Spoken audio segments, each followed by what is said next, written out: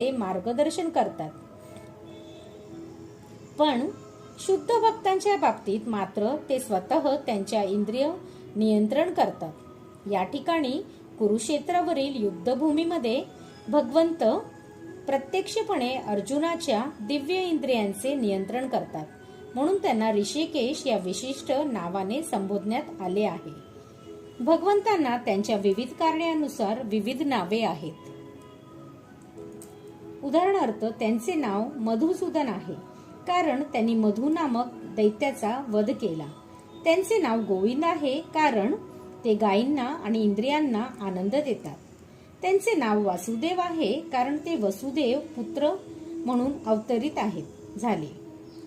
त्यांचे नाव देवकीनंदन आहे, कारण त्यांनी देवकी माते म्हणून स्वीकार केला. त्यांचे नाव यशोदानंदन आहे, कारण त्यांनी वृंदावनामध्ये आपल्या बाल्य